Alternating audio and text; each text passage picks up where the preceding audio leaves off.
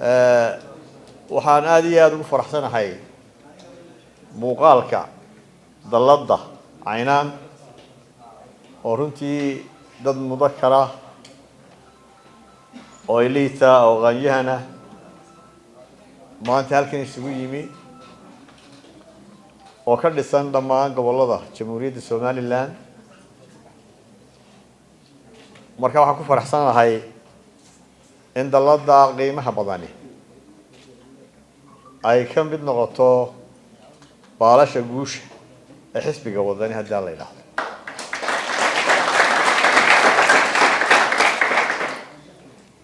waxaan u mahadnaqayaa dhalinyaradii guddoomiyaha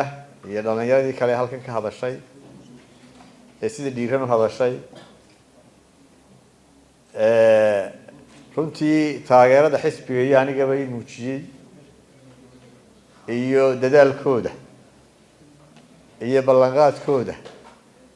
waan rumaysnahay ballanqaadkaasi inuu yahay mid dhab ah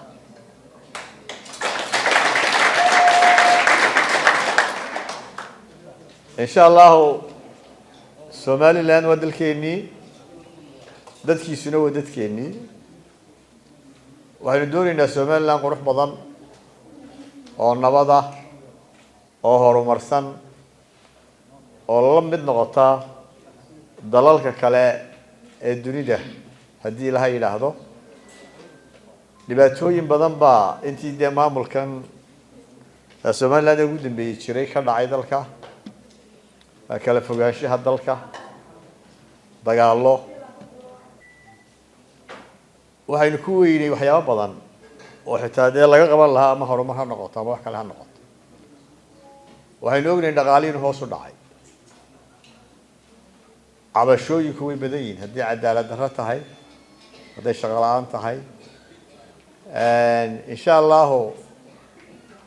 waxyaabahaas sida laga hortegayo ama wax lagaga qabanayo xisbigu wuxuu kusoo bandhigi doonaa barnaamijkiisa siyaasiga ah waanu jecelnahay inaad qayb ka noqotaan inaad contributionkiina ku dartaan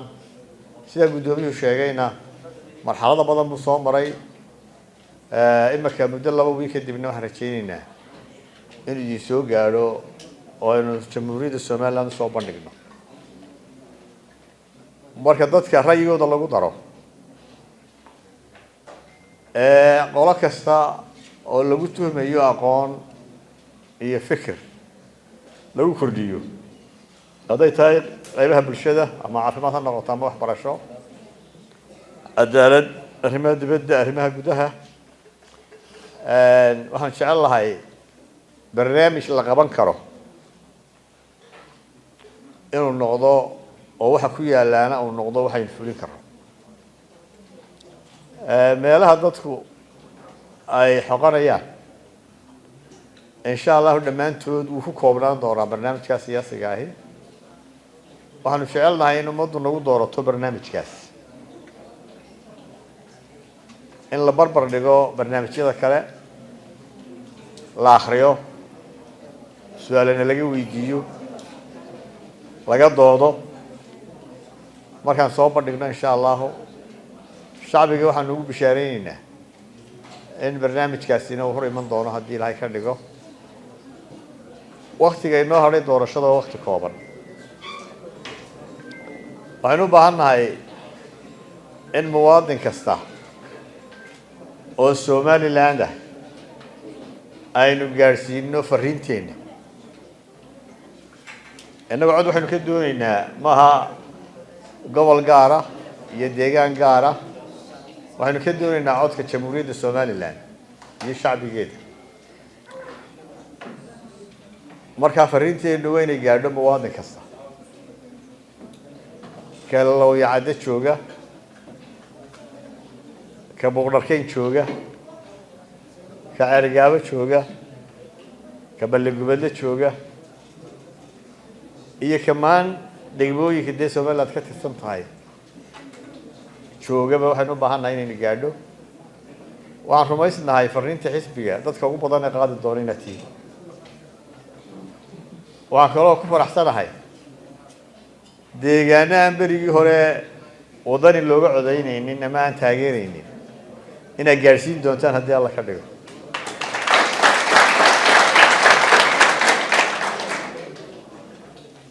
waxaan ku faraxsanahay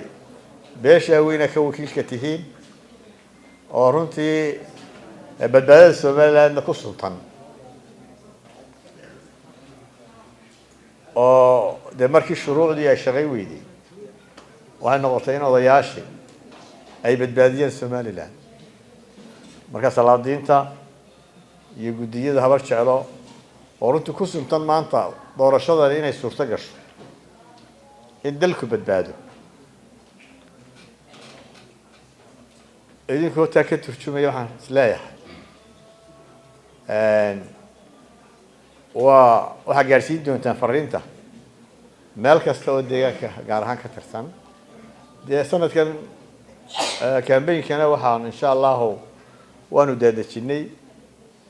oo deegaan kasta gaarkiisa ayuu campaign-ka u wadi doonaa marka intiinani waxaan ku kalsoonahay inaad noqonaysaan dhammaantiin campaigners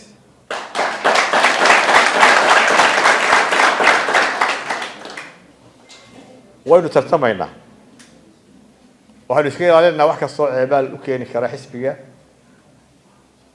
ama magaxumo u keeni kara ama bulshada kala qaybin kara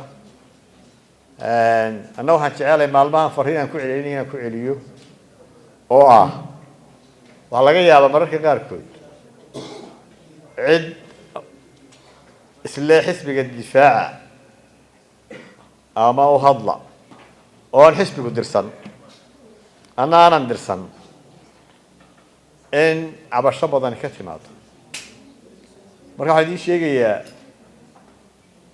kuwa caytamaya ama aflagaadoonaya qofku doonaba ha noqdo inaanu anigay matelin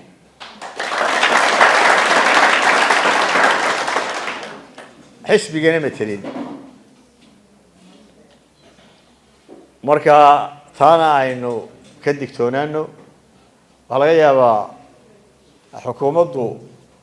beryahan iyadu waxay soo kiraysataa dadka caaya soo maaha laakiin waxay leeyihiin nima matelaan kuwaas kuwa caaya xukuumadday matelayaan waxaan isleeyahay qof ku doonaba ha noqdo hadduu inankayga noqdo ama walaalkay xitaa ku daro xukuumaddu matelaya qof kasta wax caaya annagana mateli maayo aad iyo aad baa mahadsantihi usoo wareegoo la jaanqaad dunida casriga oo ku maamula abka dahabalaas nolol maalmeedkaaga maaliyadeed hadda kala soo deg App Store iyo Play Store abka dahabalaas kala soco wararkii u dambeeyay ee Soomaalida iyo caalamkaba isla xilliga ay dhacayaan badda Cas 24 TV sidoo kale waxaad nagala socon kartaan barahayga bulshada sida Facebook YouTube iyo sidoo kale Twitter si aad u noqoto qofka ugu horeeya ee daawada muuqaaladeeda aan soo galno fadlan subscribe saar gambalaalka riix barteeda YouTube sidoo kale like iyo follow ku dhufo barteeda aan ku leenahay page-ka badda Cas 24 TV waa weelka waxa aad tabayso